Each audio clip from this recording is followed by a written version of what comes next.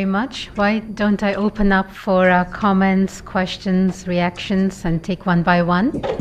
And if you could tell us your name and institution, that would be very helpful. And please don't be shy. Jerry, you're never shy. Thank you so much. There's a mic coming your way. Especially since I just got off an airplane from Africa this morning, so I'm not even sure the question will be coherent. But and this is not directly related to your presentation per se, but I was at a couple of different meetings in Africa where, with African scientists and government officials who had come from earlier meetings and who were going to other meetings. And the institutional capacity to deal with us, where I put IFPRI and the ADB and USAID in the same category, it potentially takes away from their capacity to deal with the policy reforms that you're looking at. And so the question is one of coordination across all of the various funding agencies, lending agencies, and research agencies to address some of these issues. I know, for example, in Asia that you obviously play a very important role, but the World Bank plays a very important role in addressing these problems, and so does USAID, and I know they've got big growth in their programs. To what extent are we doing a good job, we and now kind of speaking collectively, doing a good job in coordinating our efforts and reducing the sort of the interaction burden on the recipients is maybe not the best choice of words, but the recipients for all of this assistance. Can I add on to Jerry's question for a moment, Ursula, because I was also intrigued. You talked about how ADB is also, in one of your last slides, how ADB is investing to foster inclusive growth. But then I was curious, picking up on Jerry's point, how is this concept resonating with other partners of ADB in the region? And in a sense, is there that interaction happening that is multiplying, or is it one where there's not yet that critical mass of thinking? How does one bring about the critical mass of interaction and capacity to make the concepts actually flourish? So just picking up on Jerry's point for a moment, because it must be a challenge for the institution that is going in a different direction.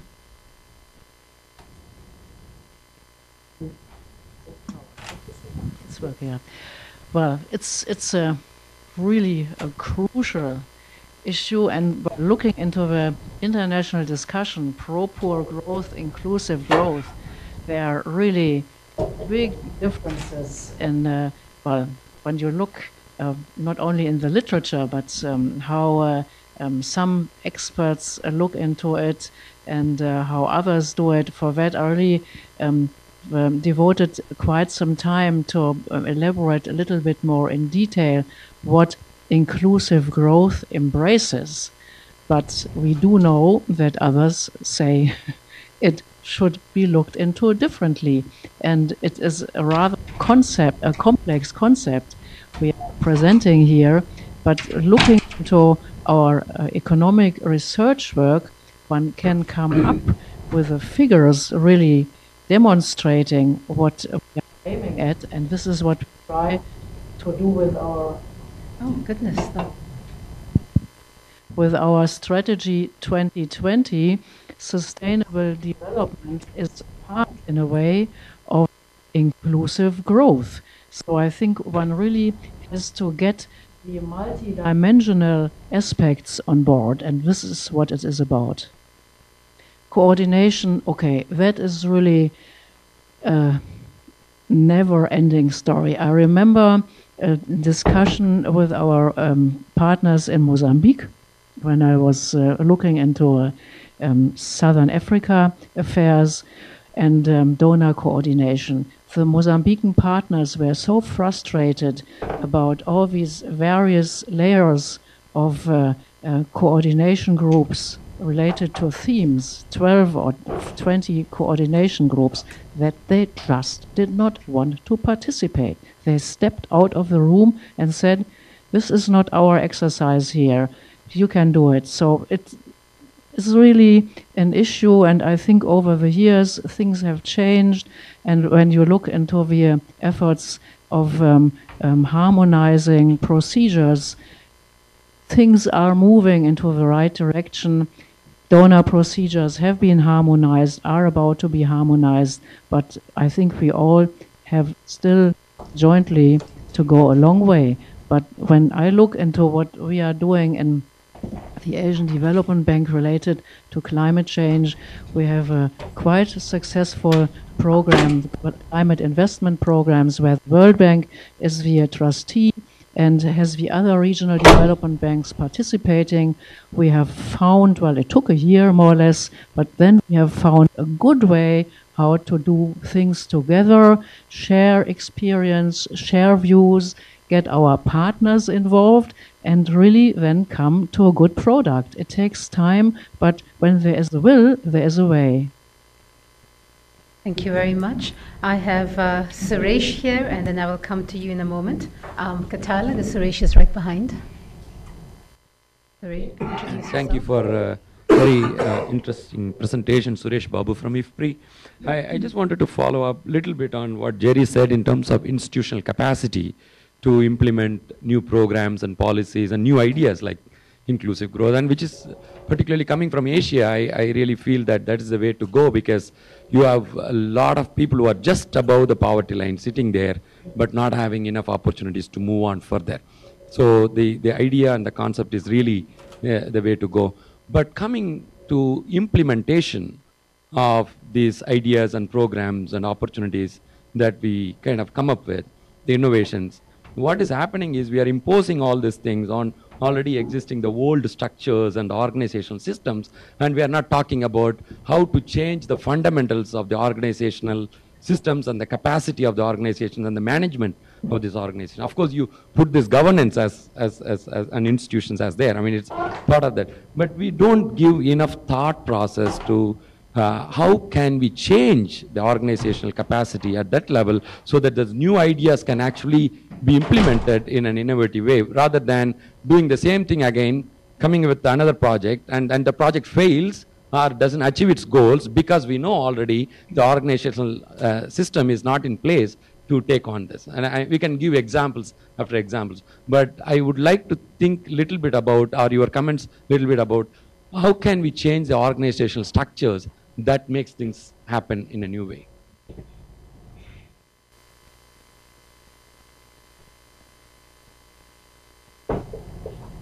This could lead us to a rather philosophical approach. When you wish to change organizational structures, you have to do it with the partners together. We cannot impose anything on our partners in the developing countries.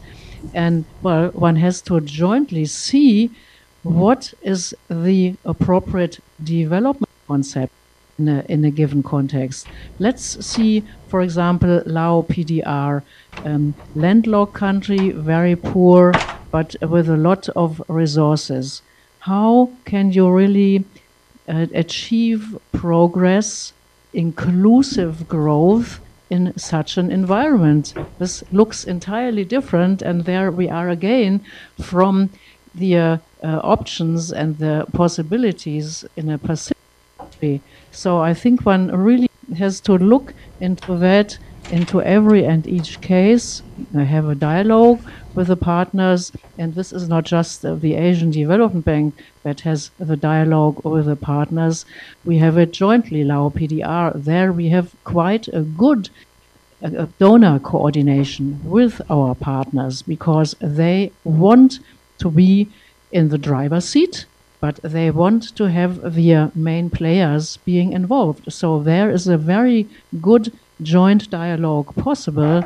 And I think then one has to see how we can jointly find the appropriate way to support inclusive growth in such a country.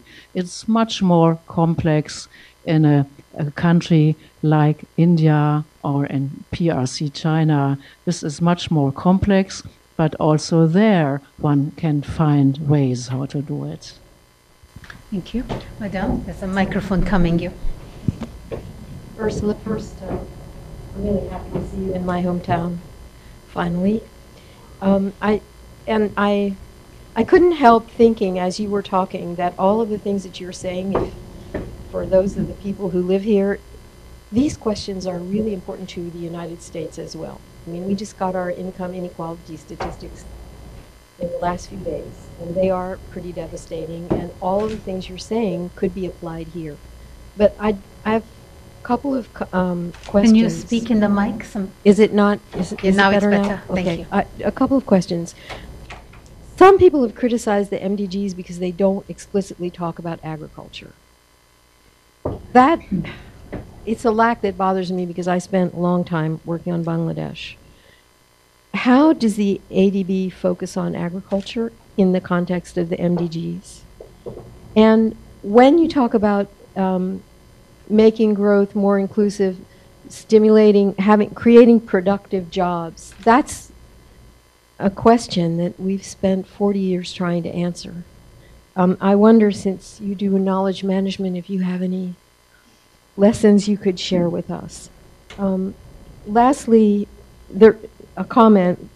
In terms of inequality, resource endowment is a problem. I mean, I've had students look at, for example, income inequality in Brazil, and they went back 300 years to the land tenure situation there that has really a long, long heritage and been very difficult to change, and that those kinds of resource endowments seem to be fundamental to changing or to determining the income distribution or the wealth distribution. So a small mode might be dealing with a tax policy and tax systems. I don't know if you work on that, but when I was working on Bangladesh quite a long time ago now, only 10% of the population paid taxes. And there were a lot of wealthy people who didn't, even though they should have. So those would be the questions I have. Any lessons you can give to us? Thank you.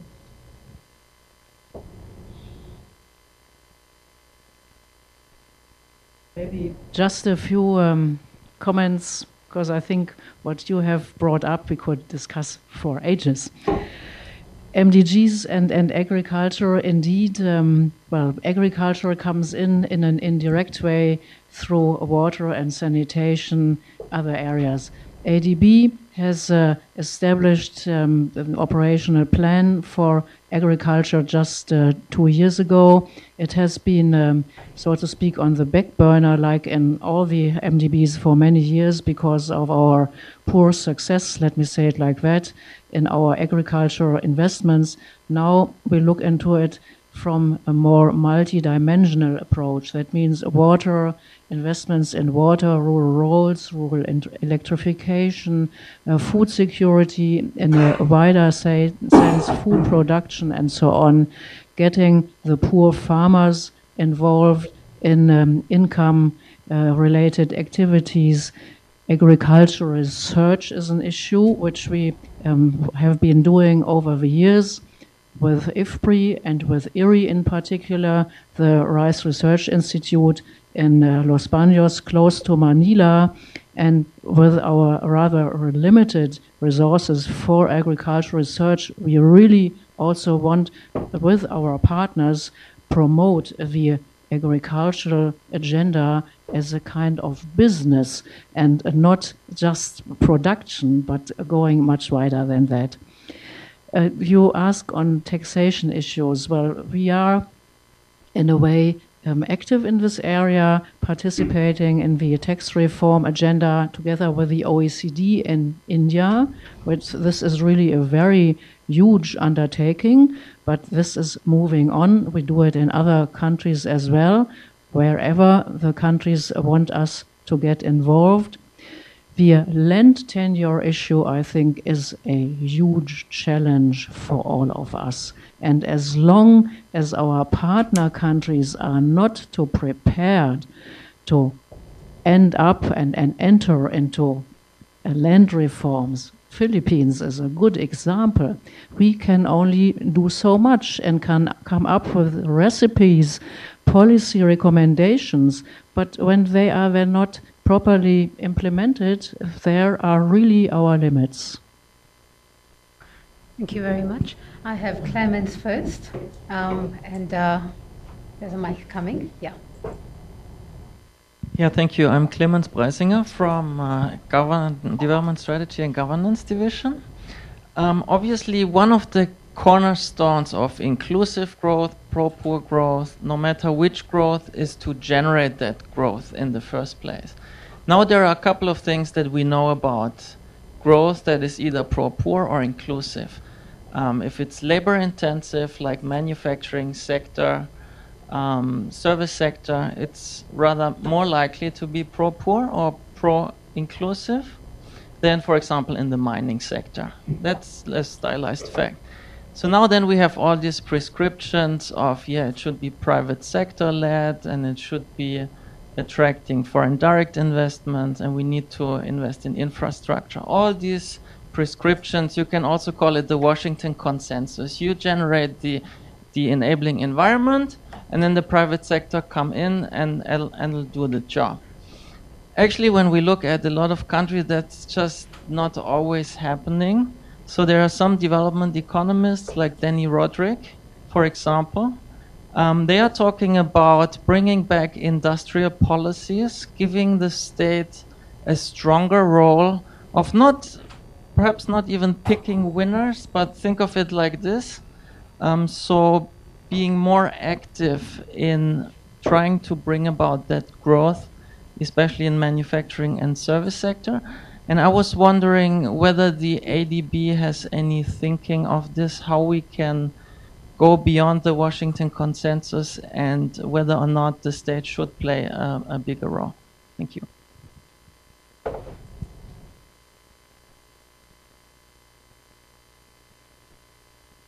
Another very complex set of issues you're looking into.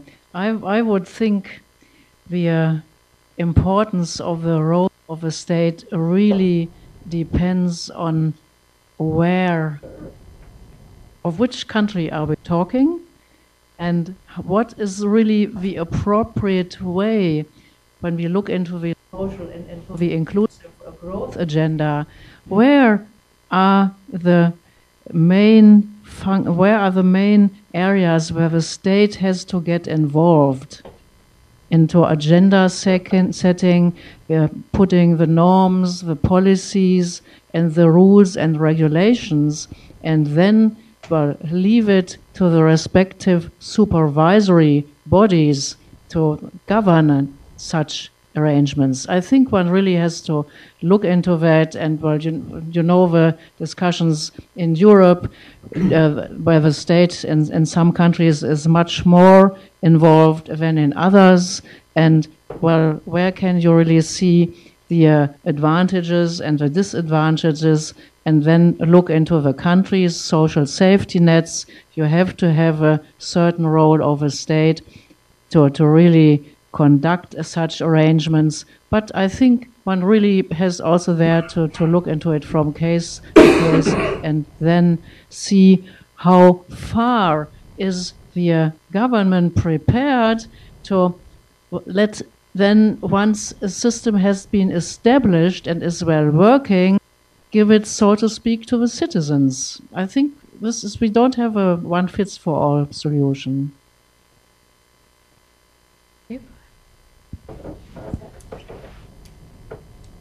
Thank you. It's on. Thank you. Jonathan Shepard, USAID. One of the things that we're struggling with as we seek to implement what was known as the Global Hunger and Food Security Initiative and is now known as Feed the Future is this question of how, that was raised earlier by this gentleman, of how to translate these broader goals of inclusivity in economic growth into program implementation. And what we have found is that the folks in the field who are struggling to answer that question are coming up with a relative dearth of empirical evidence that can speak to that. And so my question to you, first and foremost, is what is the ADB doing on that front? And also, I would, as a sort of sidebar note, encourage my IFPRI colleagues to please contact me about this, because we're actually planning a summit on this in a few months, and would very much appreciate some help and thought leadership on this. A summit on Inclusive economic growth. Thank you. Could you once again stress what is your main concern? I did not properly get that. Oh, my main concern is how to operationalize. Obviously, you mentioned the need to work with partners on the ground, and I think we explored that topic quite a bit. But also for sort of the organizational actors, the donor community in the field, they're really struggling with how to integrate the concept of inclusivity into program design. And there's just not a whole lot of information out there about how to do that. So what has the ADB found that has been helpful? Well, I think it's always a long way from a investment, and while we talk about rather big amounts of money, be it for rural roads or electrification and so on, and how really then get these investments being brought down to the people on the ground. This is an issue. And what we are doing more and more, get the civil society more involved, get into a dialogue with us in preparing project, so that they are informed what's going to happen on the ground, how does it affect them, and what are the advantages, and what probably when we design a project has to be done differently than it had been done in earlier years. That means it's quite a time-consuming process, in particular in areas related to agriculture, production, support the small farmers on the ground, but we have to do it. And indeed, the implementation is a challenge for all of us. And I don't think that we have really good recipes. We have to try them out. And then I think we need an institution like IFPRI, with all their experience in this particular area, to take better on board their research results and their recommendations. So there are challenges, and I do especially know what you are talking about, and this is for a development bank even more an issue. One moment, Kamil Jan, before I come to you. I actually wanted to pick up on Jonathan's point, and I also see Brian here in the audience from Interaction, because I was curious, and this is more a comment, not necessarily, what type of investments we make now and in the future to build up this evidence base, I think is where you're coming at. And in terms of what type of investments ADB can make and others in building up this evidence base and building up a culture for evaluation of these various interventions or redesigns of our programs and so forth, to also be able to learn some of the lessons. And the reason why I was looking at Brian, not that you have to answer Brian, but also in terms of the learnings from the NGO community. You are with Interaction, and Interaction involves many, many NGOs. And a lot of the implementation is coming at the hands of the NGOs also. And it'd be very interesting when you're talking about the summit, where is the evidence from the NGO experience in the inclusive growth that can be factored into the learning? So my long convoluted comment was, how do we invest in the learning mechanisms? And is ADB investing in that and in investing in the evaluations, or building that culture looking forward? How much receptivity is there within ADB, within the partner countries, and how much learning can agencies like AID or NGOs also A, share, and B, take away? I was just curious from that intellectual perspective.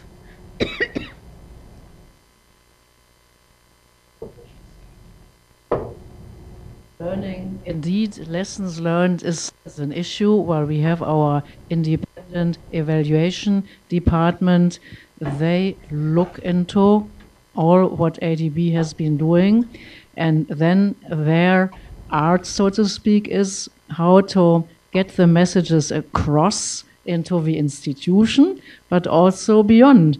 And their development effectiveness is another area where we are very actively involved and reflect critically what we have been doing. This is a rather, I would say, recent activity. Well, we do it since 3-4 years, but we can see we have even put some scorecards into our development effectiveness review procedures so that we can see where we really have to do better. Gender, for example, knowledge management is an area where we ourselves do see that we haven't done so well we should have been doing. So this is a very critical exercise, which is not easy, but we do it jointly, and that helps a lot. Thank you. I had Kamil Jan who wanted to comment. Kamil Jan Akramov from IFPRI. My question about regional economic integration. I think that's very important, and we know ADB was promoting that for quite some time now. And one of the regions ADB works on that is Central Asia. And I know ADB had some initiatives some years ago, but we don't hear much now about results of these projects or those initiatives. And can you elaborate on that a little bit? Thank you. Well, I don't know to which particular activity you are referring when you talk about Central Asia, because some activities are going on there, and we all know how difficult it was to get the regional economic integration working, because first the countries themselves wanted to establish their nation building, so to speak, and then get together. But this is, I think, on a good way. We had our last annual meeting in Tajikistan this May, where a lot of all these initiatives in field of environment and soil management has been discussed with CAREC and so on. So there's a lot going on, and we are on a good way, but it takes time. Regional economic integration in another region, Greater Mekong subregion, this started some 15 years ago. Also there, one first had to overcome some political issues among the countries, but this is now really a mature partnership between these countries. It started with infrastructure. It's now going also in regulatory activities which are necessary, because when you have a road and you can transport stuff, but when you don't have the phytosanitary regulations being harmonized among the countries, it's a problem. So things are moving, and I think we are on a good way. But maybe you should get some more information from our colleagues on what's going on in Central Asia. Thank you. Brian, let me give you the last word since I called on you earlier. Well, thank you. Not sure it should be the last word, but Brian Greenberg with Interaction. Thanks for your mention of the linking role of civil society organizations. I would just note that civil society organizations program an enormous amount of private resources into exactly the kinds of neediest communities that we're talking about with the MDGs, the poorest and the hungriest and so forth. And they often target their programs to places where there are gaps in government direct services and where the private sector, for various reasons, either because of a lack of adequate incentive or because of market failures of various kinds, don't deliver the development services that these vulnerable communities need. But one of the challenges for civil society in current circumstances is a disabling policy environment established by many governments, which constricts what we call the operating space for NGOs, their freedom of operation, their ability to handle finances, the registration issues, and so forth. So that aspect of enabling environment is very important and is currently a constraint in terms of their ability to do as much as they might. So there is a sense of political tension between many governments and their own civil societies, and it plays out in current processes such as CADUP, which we've seen, which was supposed to result in extensive consultation with a broad range of civil society players to establish strategies and to set development priorities and to identify implementation and monitoring pathways. And the aid effectiveness discourse coming out of the Paris Principles has not been very helpful in that regard, because it creates a perceived precedence for, I would say, not a country-led process or a country ownership, but more a government-owned process without many adequate counterbalances to that. And very quickly, on the evidence issues coming out of NGO programs, it's an ongoing challenge for the NGO community as well. It takes resources to keep track of yourself, to learn coherent lessons about your programming. Donors have been a bit reticent to put that kind of resource into their programming. They want immediate development impact and push implementers for that, but aren't always willing to step up to it. And one of the things that's been clear on the service delivery side for NGOs is that similarly, if you're going to deliver services to the most disadvantaged, it's more process intensive than working with the easy opportunities in the business community to create simple growth. There's more process involved. There's more education, training, capacity building.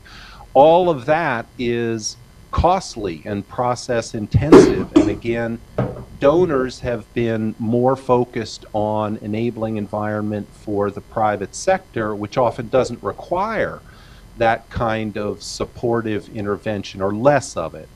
So those are the kinds of challenges. I realize that that's long-winded. I don't expect you to have necessarily responses for that, or ADB to particularly be engaged on that, but just thought I'd provide that feedback. Thank you. I found your comment on the disabling policy environment interesting, because when we look into our own work, we had a long process of getting our safeguard policy update being modernized. That means the guidelines for indigenous peoples, resettlement, and environmental guidelines. It took quite some time, and that was intensively and extensively discussed with all the stakeholders from the civil society in all our member countries.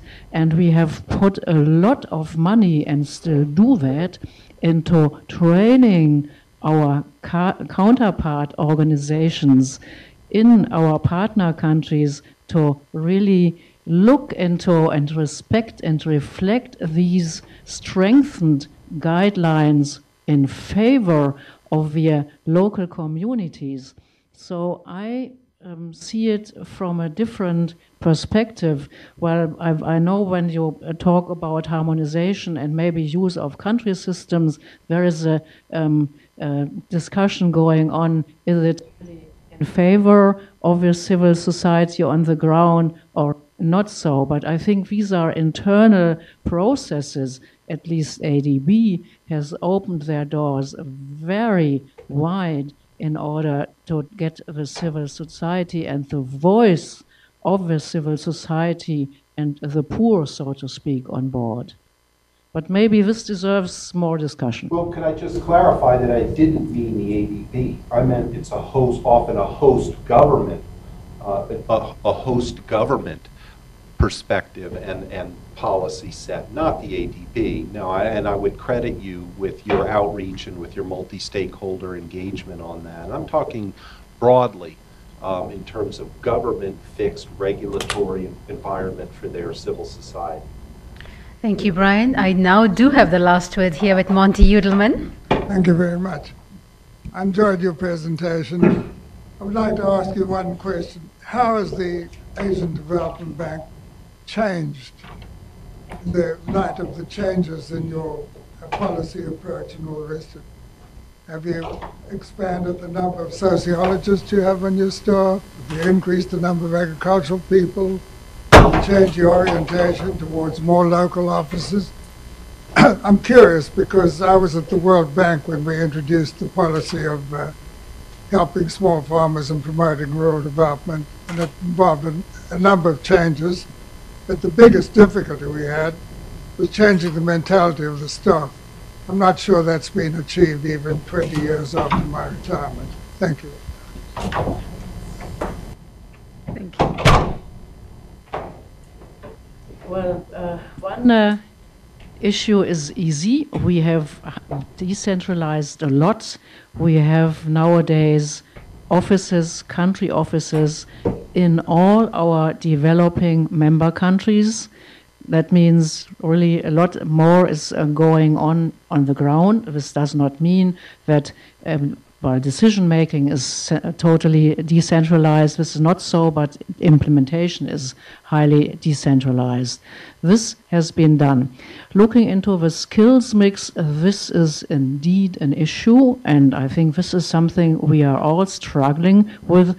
What is the appropriate mix of highly specialized people in specific areas? I think we try to go a path where we really try to get engaged and more involved with organizations like IFPRI, like IFPRI, like other specialized institutes, and do partnership arrangements with them and try to do specific areas where we really don't have the expertise at hand, then things jointly. So I think this is a better approach, but we are about to increase our skills mix. In particular, as I mentioned, we have a general capital increase. We have a higher volume of operations in amounts and quantity, but also in numbers to process. For that, we need more people. We need more qualified people in specific areas, in all these multidimensional areas where we, at the moment, don't have sufficient personnel, and we have invested and do invest more in capacity development and training of our people. Thank you very much. I'd like to bring this session to a close, and before I do that, I'd like to say thank you very much for taking the time to have this seminar with us. It's very important for us at IFPRI and for the Washington community to have a chance to also hear the perspectives of the regional banks.